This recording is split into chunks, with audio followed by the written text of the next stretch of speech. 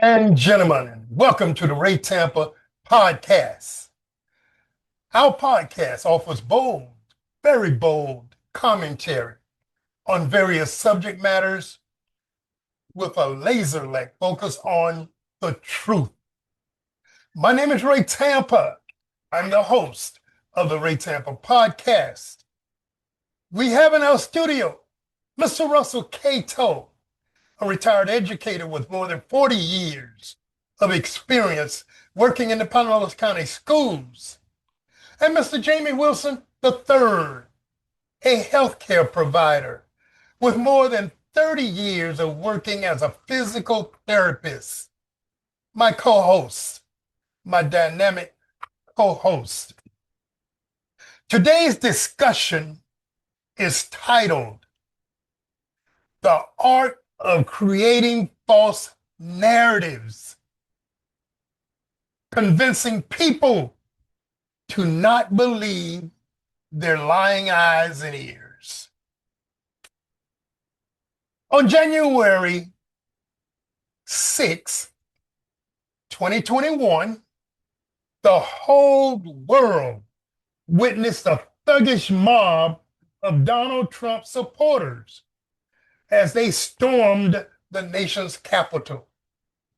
They attacked police officers, scaled the walls of the Capitol. They attacked any and everybody in their way. They broke windows. They broke in doors and other areas in an effort to gain entry to the building. Furthermore, they chanted, "Hang Vice President Mike Pence. Hang Mike Pence." They chanted repeatedly while searching for him. They terrified lawmakers from both political parties as those lawmakers scrambled for safety. The scene at the Capitol was scary, embarrassing, full of criminality, and generally unbelievable. We saw it. We heard it. We condemned it. However, we have people who are trying to convince us that what we saw wasn't really what we saw. And we heard, or they're trying to convince us that what we heard was not really what we heard. They're trying to change the narratives about that unfortunate event. They, in essence, are telling people in our country and across the world, don't believe your lying eyes and ears. We have so many examples of these types of attempts to rewrite history, promote propaganda, and control narratives. Fellas, let's talk about it. Let's do. Hey, Jay, what you got? All right. So we all know that the MAGA government has created sophisticated ecosystems to tailor the strategies with digital manipulation, messages to plot their route for the Republican Party's influence. And if you look at their influence, it's 1.5 times larger than what the Democrats are doing, because they're constantly, they never stop campaigning. And many of the MAGA members, they own these giant media outlets. They're constantly shaping and the narrative, shaping the minds of their closed-minded followers and viewers and listeners. And their longtime buddy, Fox News, companion and effective information outlet for the years of the Republican Party, they're also culpable in this carnage that's we're living through today. It's discriminatory views and the minorities in the areas of, like, what they do is just try to scare everybody with through culture, crime, immigration, geopolitical issues, and economical issues. Now, as far as the media, which is the subject we're talking about right now, they use things like, even back when Charlie Kirk was alive, like the Turning Point, Fox News, they use talk radio. And I didn't know about this, but they have something called Florida's Voice. This is a digital outlet. You heard of that? I didn't know anything about that. They try to legitimize the Republicans' perspectives on stuff. Then they got other stuff like Ben Shapiro, um, Dave Rubin, Joe Rogan, Wall Street Journal, obviously Fox again, X, News Corp, New York Post, Sinclair Broadcast Group. You guys heard of Sinclair Broadcast Group? They got those people out there. So it's a lot. But with regards to the 2026 election, Republicans are gearing up to control what's called the connected TV or CTV. And most of the main channels to persuade voters to follow their political cult or agenda. And it's called, what they got is, it was called targeted messaging. And this creates the fear through broadcast campaigns like immigrants are stealing your jobs, crime is going to increase, it's putting a strain on our American economy because of your support, and while we're wasting billions on wars and weaponry and all that other nonsense.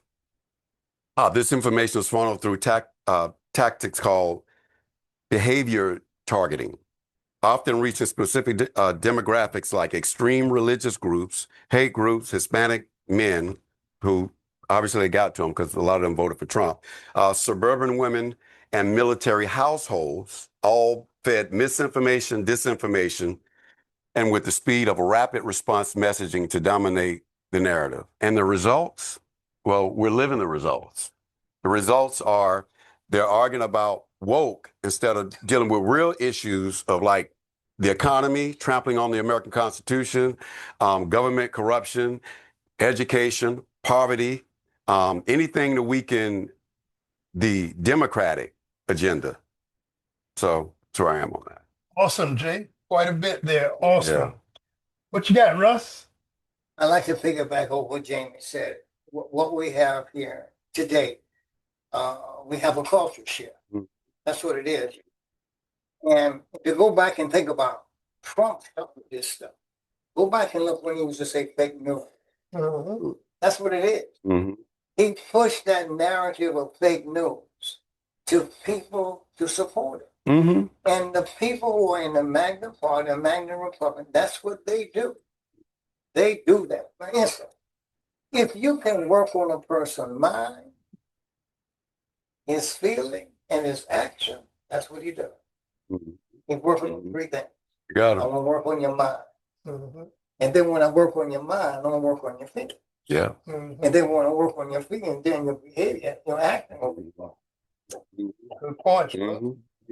So that's what it is, man. And it doesn't surprise me with this man. He's been doing this. Look what he did with Obama. I mean, they told Obama, you don't have a birth certificate. You remember that? And you get, yeah. And you get these uneducated, one-sided thinking listeners. Like I've said in the past when we were talking about this, doing home health, I go into homes, that TV is fixed on Fox News. And you just hear the hate and the discriminatory things that's said. I mean, about not just black people, any minority. It's just, they listen to that day after day. They go to sleep to it day after day. So anything that's said, they believe it. It's food for them. They don't want to think no other way. They don't want to say, well, maybe this possibility. They don't want to think of anything else but that. And that's America. Now, this is the older population. Now, this is the older population, but a lot of that garbage is passed down. It's like hate, it's like discrimination, it's like racism and all that. It's passed down through generations. Hopefully it'll die out, but with this Trump, I think it's been given a rebirth with this whole MAGA movement. Definitely. Yeah. Both of you have taken pieces of the definition of propaganda and intertwined it into your statements. So what I want to do is actually focus on the definition of propaganda and just see how much you all have banged on that definition. I'm talking about you really hit on it. Propaganda is the systemic, widespread dissemination of information, often biased, misleading, or one-sided, designed to influence opinions, emotions, and behavior to promote a specific political cause, ideology, or agenda.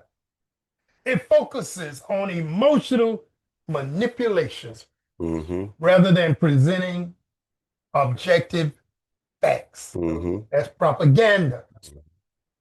The Republicans are good Very at good at that. propaganda. That's what they do. Their propaganda is used to create narratives to support whatever that is they want supported. And we got so many examples. I opened up the show with this narrative about the January 6th, 2021 riot. The Republicans have gone overboard suggesting it wasn't a riot. Some of them had gone so stupid to say it was like an ordinary day visiting the Capitol.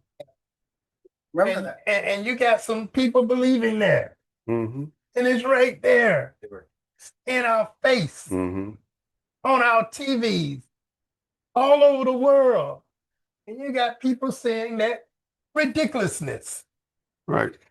Let me say this, two things. If you go back to January 6th and you look at Trump, who was the leader of the insurrectionists. So if you do that and put the name insurrectionist on Trump, he can't run for president. You understand what I'm saying? That's what they were trying to do, but he beat that down. But let me give another example. The Iranians are telling him, we don't trust you. That's why he cannot make a deal with Iranians. Because Iranians said to Trump, I'm not listening to the lies that you put out here. They're smart as hell. They're smart. They're real smart. They've been ready for this. They've been dealing with us. This is not new. That's right. They have been ready for this. Those are smart people. They want you to think they're third world and dumb. Those are smart people. They are controlling this war. They've been waiting for this, and they've been waiting for a Trump. They were cool with President Obama. He made it right. Everything was chill. You get this clown to come in here. They already knew someone was going to jump off with Trump. This ain't new. This is not new. They were waiting for this. That's why they beating us with drones, $10,000 drones, and we about to go broke. The Iranians told President, don't you send those real estate dealers over here. What was Kushner and Walker? No, we're not dealing with that. Dealing with that. We talking real. Everybody should take note that Jared Kushner has no experience negotiating nuclear weapon deals. None. Half of his cabinet has no experience in anything that they do. That's right. In anything that they do. Well, let's look at some other specific examples of them using propaganda to create narratives to support whatever the cause is. And I remember one of you saying that there was no real investigation of the gunman that shot and pierced his ear. Pierced his ear. Man. Either one of you know the name of the guy that did the shooting? I can't think of his name. No. That man, no, I don't know his name. I don't know his name. Somebody took a slingshot in the office in the audience and just scraped his ear because a real sniper, the bullets they used would have took a portion of his ear off. It wouldn't have been no little scrape. But a real sniper, so that's nonsense. Think about it. Somebody died in that incident. Well, must have been something else because it sure wasn't no sniper. Trump has no feelings about collateral damage. No. If somebody died, so what? They died. It's kind of like, whoa, Yeah. Thank God it wasn't me. That's And all he did was move aside. you know what? The incident that just happened last night with the shooting at the White House communications dinner, Mm-hmm. the guy didn't get killed. No. You know, by all measures, he should have been killed. All those guns in there. You got Secret Service, you got military, police officers, you got all those guns, and he wasn't killed. Because it's a planned distraction. It's misdirection to get stuff off what's going on with Trump. All of this, all those little shootings, them little fake shootings, is misdirection. If they get back on him about Epstein stuff and all this other stuff, something else gonna happen. Oh, Trump broke his leg going down to. Let's hope so. You know, It'll be something. the thing about it is, Russ, you had anything to say there? No, I like what you got to say Okay. because that's what Trump does, distraction. Yeah, distraction. In fact, the Sympathy. reason why the Iranian war took place was because of distraction on Epstein. And there again, Mhm. he has no compassion. Uh, No compassion.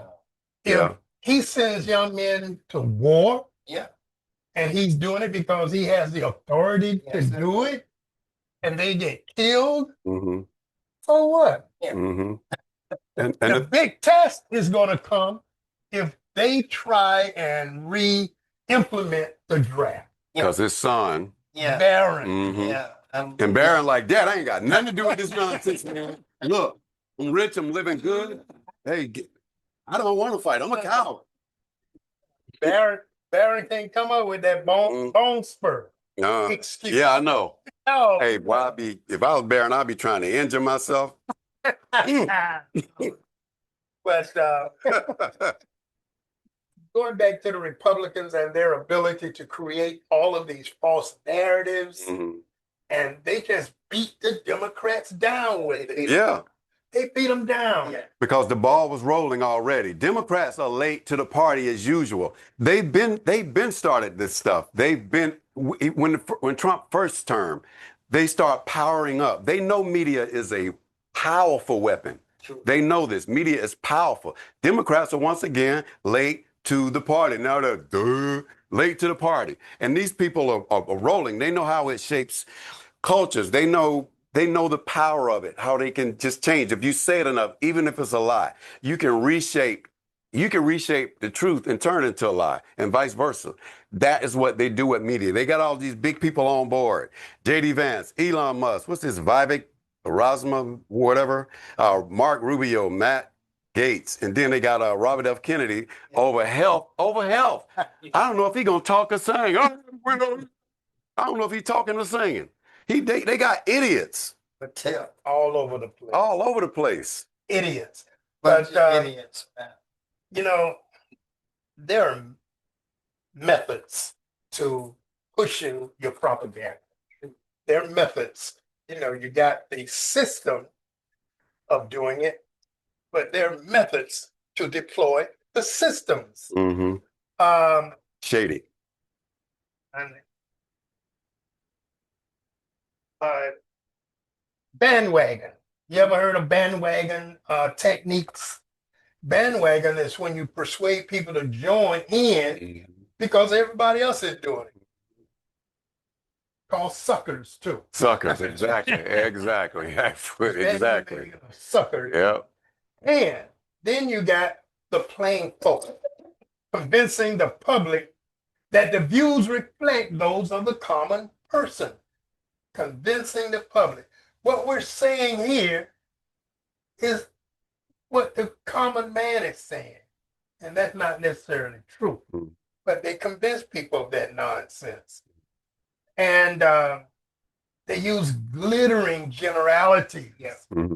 Glittering generalities using intense emotional words. For example, freedom, hope, rights, Patriotism. patriotism. Hey, That sound good, Mhm. but lack specific details. Mhm.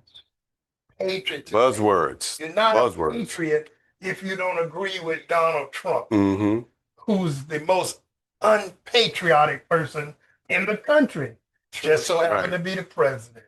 And those words that you just used, when I watch documentaries that they'll talk about, the old South and KKK, those are the same buzzwords they use to get people on the close to the bone bandwagon, so to speak. But you just, propaganda, you're just shaping, you're reshaping words to support your narrative, whether it's true or not. But if you're a good person, even if you're not religious, if you are a good person, you know right from wrong.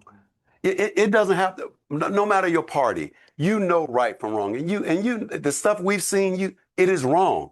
You know it's wrong, whether you Democrat, Independent, Republican. And that's what you should be speaking on. You don't just join, you don't just join on that because you just like them. Otherwise, you can, well, I'm a Republican, so I got to follow. No, you don't. You can say, I'm a Republican, but I do not agree with what's going on. And you be heard with that. See, this is what has taken place in this culture shift. And you're right about what you're saying. If we look at dishonest, saying bad things about people, characterization, things like that, these things are celebrated also. Mm-hmm. You see the character shift? Yeah. They celebrate these things. They celebrate it. That's It's what intentional. they do. Like what you just said, celebrate culture shifts. Yeah. Now, I like that from the standpoint of locally, we have the same thing going on. Locally. So we have a mayor who's trying to convince people that he is not as stupid as he is. We have a mayor who's trying to convince people that he's done some great things in the city. As a matter of fact, There's a recent article. he sent out a political ad, and this is a statement from that political ad. Protecting our ability to support local businesses, celebrate cultures that make our city great, and ensure that St. Pete continues to be a place where everyone has the opportunity to succeed. That's what James said. It's beautiful. Bullshit. Yeah, because Bullshit. black businesses, I don't know what he's doing behind the scenes, but I know black businesses are still struggling.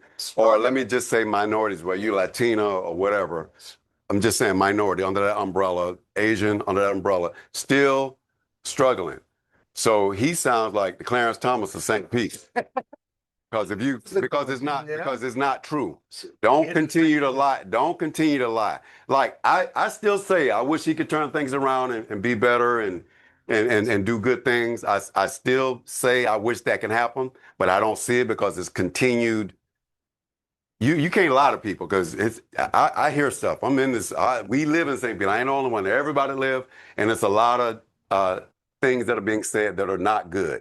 And I'm sure there are a lot of people like myself hoping you can turn things around and be better, do better, and do better, bro. I would like to see you do better because you the first black mayor. Was that pride thing? Like, yeah, almost like Obama. But I'll tell you, gotta turn it around.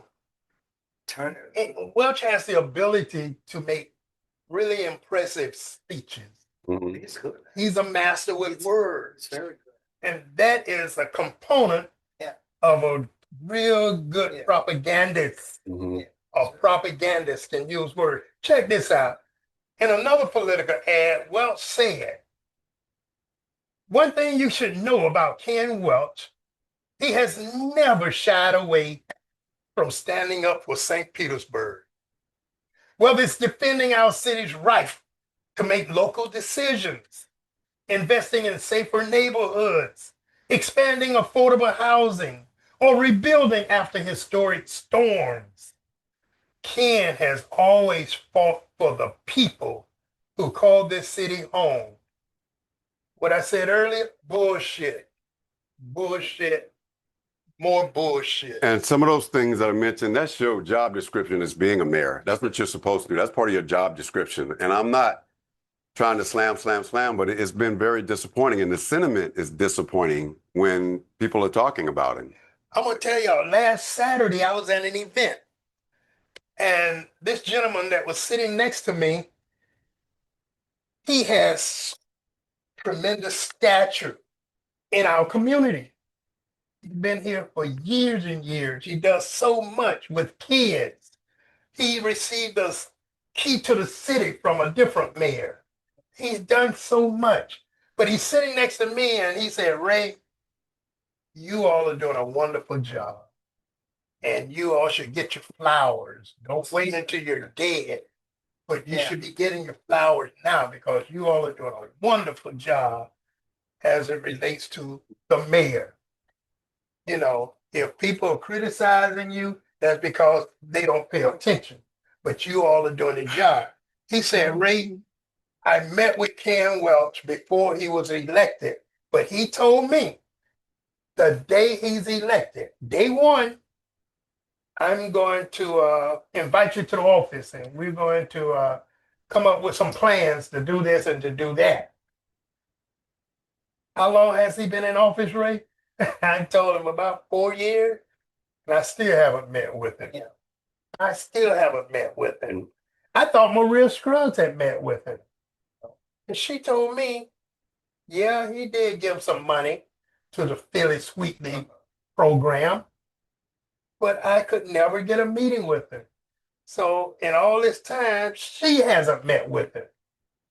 Pastor Carl Mobley told me out of his own mouth, I hate Ken Welch because he couldn't get a meeting with him. Then there's another guy. He's the son of a prominent pastor who almost beat Ken Welch's butt. Almost beat his butt. He couldn't get a meeting. But all these people supported Ken. Yeah. So why is he in office if he's not going to meet with constituents? How much time does he have left? It won't be long. Yeah. The election is in November. He's out of office in January. I was a strong supporter. All of us. Very strong. All of us. And Ken even admitted how strongly I supported his campaign. His wife admitted to me that he would come home saying stuff like that. But at the same time, he gets elected and he turns his back on all of us. But he has that little small crew. Yeah, that little small crew. Yeah, well, no, he needs more. No, I'm saying to push his agenda. That's all you need is small. But you have to wonder what was the agenda from the beginning, right. and could it have been I'm just putting it out there. Could it have been a personal financial agenda? Like I don't care about running again. I don't care about running again. I think maybe this could be a financial agenda for me, and I just go off into the sunset. Who knows? You know when I think about this, I'm going to say this right out, and I still say this to people who ask me about my opinion of Ken Welch. I think he got caught up between baseball and the community. Which one you want to support? Community. It should be community. And I think that's where he got caught up. And I think his endeavors went through the idea of baseball because he now maybe he was thinking that if I can get baseball fast, that I can help the community. Maybe he was thinking of it. I don't know. But I really think, James, that's where it got caught. Right. But typically when we were trying about negotiations and all this team and my research through all these football teams and baseball teams, the city never benefits from it. The city never benefits. Exactly. It never benefits. So his thinking, I don't feel that it was a thing of enriching the community with baseball. How in the hell is it going to do that when it doesn't do it? You know what I mean? When it doesn't do it in the thing, it makes me. What are your other alternatives? What are your other motivations for this? You know, just to say St. Pete got a football, a baseball team. So what? They can go. They ain't doing nothing for us. They already took the glass plant. You know what? And wreck family legacies.